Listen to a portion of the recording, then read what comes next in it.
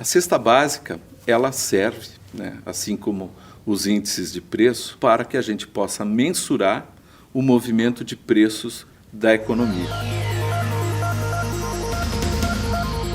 A cesta básica, por exemplo, de Caxias do Sul, ela conta com 47 itens e o seu consumo foi feito a partir de uma pesquisa de orçamento familiar, onde foram entrevistadas 420 famílias e coletamos dados sobre a renda e o consumo dessas famílias. Existem particularidades na nossa cesta que diferenciam das cestas básicas de outras cestas básicas. Por exemplo, nós temos o consumo na região de anioline, o famoso capelete, de salame, do pão caseiro.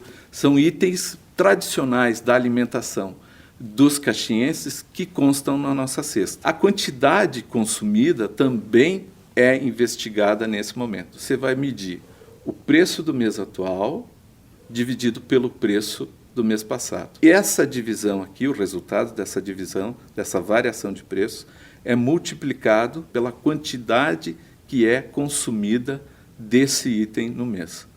Então, a gente consegue, mantendo as quantidades fixas, observar a variação de preços entre um mês e outro. Esse é o famoso índice de Laspers. E aí a gente faz a coleta sempre na última semana do mês. Nós temos atualmente 5 pontos de coleta. A nossa pesquisadora vai até o local e investiga sempre o maior preço, o preço médio e o preço mínimo do produto. Não se investiga preço em dia de promoção. Atualmente, tanto a cesta básica quanto o índice de preços ao consumidor de Caxias do Sul, eles estão em movimento de alta. Os alimentos cresceram no ano aproximadamente mais de 13%. Então, notem que é um impacto significativo para as famílias caxienses. Hoje, a cesta básica do município, ela passa de R$1.000, R$1.007.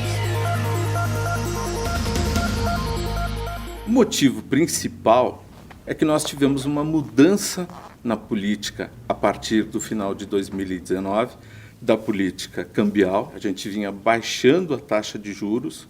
Para poder baixar a taxa de juros, nós aumentamos a emissão de moeda. Isso faz com que os investidores que estão dentro do país, e não são poucos, notem que esse recuo da taxa de juros não torna mais vantajosa a aplicação aqui dentro. E aí, automaticamente, eles vão demandar moeda estrangeira. Com isso, houve uma aceleração da relação real dólar americano. Então, hoje, nós temos uma expectativa até o final desse ano de que o dólar vai fechar em R$ 5,30. Isso faz com que você tenha uma aceleração da inflação, porque muitos produtos que nós consumimos têm componentes que são importados ou são commodities, como as carnes, o arroz, que fazem parte da nossa alimentação, o óleo de soja, e aí esse preço cotado em dólar, ele acaba se acelerando e vindo parar na gôndola do supermercado. O lado positivo é que nós conseguimos, com a redução da taxa de juros, o governo conseguiu não pagar aproximadamente 350 bilhões de reais em dívida, em juros, por ano. Então, esse é o motivo por que se fez essa mudança. Se apostava, sim, que nós tivéssemos uma expansão na economia e um crescimento mais acelerado, que compensaria essa nossa situação. Mas, como diz o poema, no meio do caminho havia uma pedra e a pedra se chamava pandemia. Então, isso aqui frustrou, vamos dizer, em parte, a expansão da economia brasileira.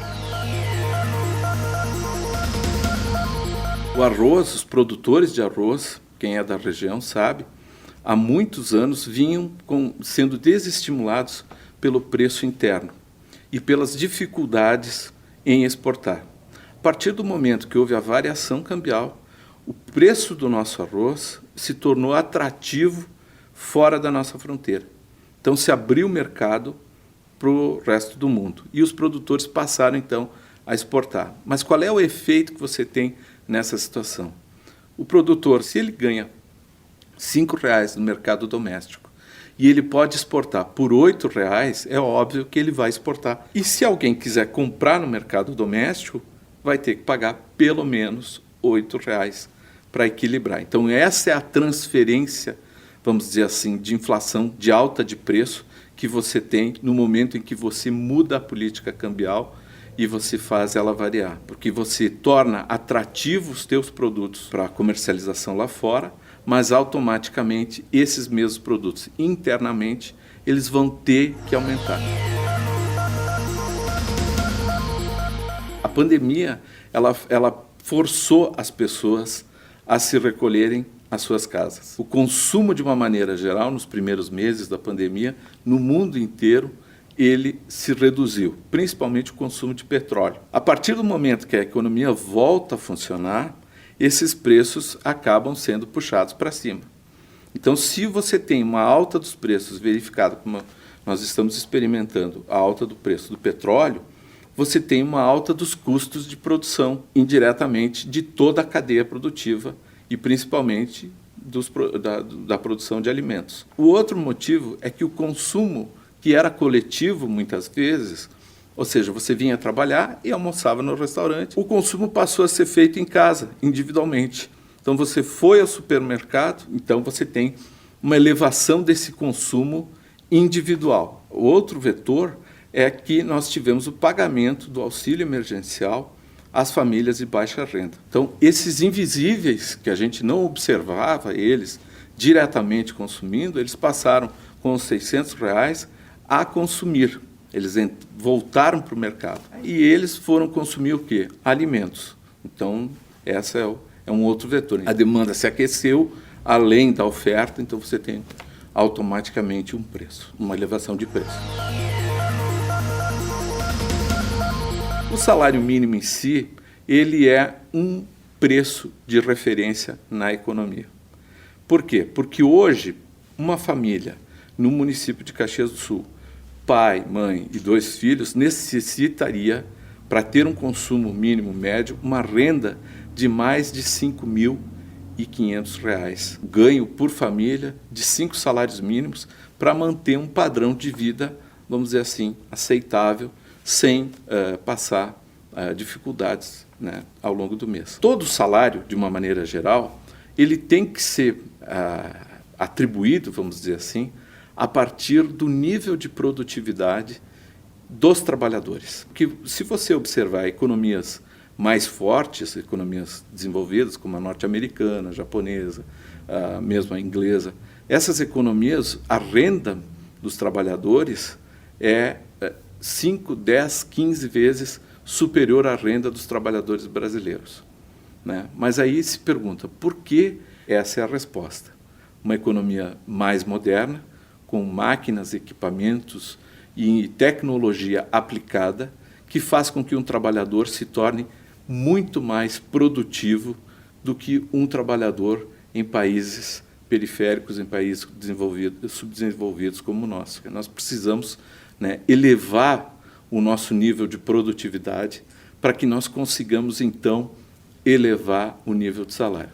Não adianta a gente, se você decretar, olha, a partir do mês que vem, o salário mínimo é R$ 5.500. O que isso vai levar?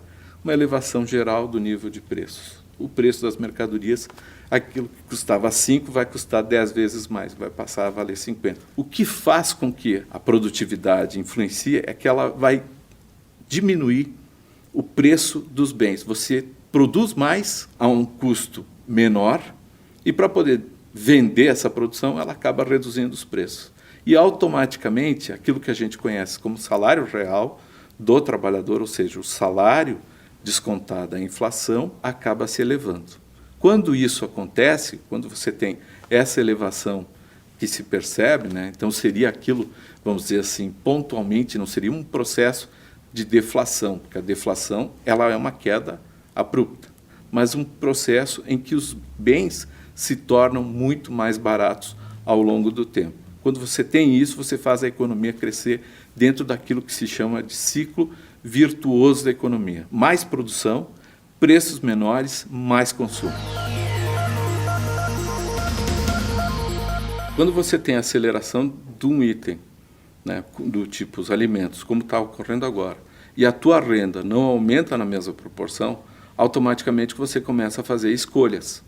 Então você vai consumir menos alimento, vai preservar alguns outros itens do tipo medicação, energia elétrica, enfim, né, de subsistência para a família, e vai reduzir o consumo desses itens que estão com os preços mais elevados. Quando a população, de uma maneira geral, segura o seu consumo, o preço que está elevado não se sustenta. Principalmente nos itens agrícolas, nos itens perecíveis, eles acabam sendo estimulados a cair de preço. Então, o que se espera para os próximos meses? Que nós venhamos a ter uma frequência de aumentos numa velocidade menor. Por quê? Porque a lei da procura e da oferta, a lei livre de mercado, faz isso. Isso é lento, não acontece de uma hora para outra. No curto prazo, o que acontece é que o aposentado, é que o trabalhador, é que as pessoas, a dona de casa, que está sentindo na pele, tenha que buscar alternativas. Eu disse há pouco que nós não coletamos preços nos dias de oferta. E os supermercados têm uma estratégia bem definida. Um dia é o dia do pão, outro dia é o dia da feira, outro dia é o dia da carne, né? Então, esse é um estímulo. E buscar as ofertas pontual nos dias e fazer, então, uma compra daquilo que ele vai consumir naquela semana e nada além disso. Então, para você esticar o salário mínimo, para você aumentar ele, só através da pesquisa de preços, e principalmente para os alimentos, e da compra pontual nos dias em que esses itens estão em oferta. Então, você buscar os pontos de safra, buscar a feira ecológica, são alternativas, porque principalmente a feira ecológica, a oferta aumenta no momento em que você tem a safra e o preço acaba se reduzindo. Então, alternativas nós temos e elas têm que ser buscadas.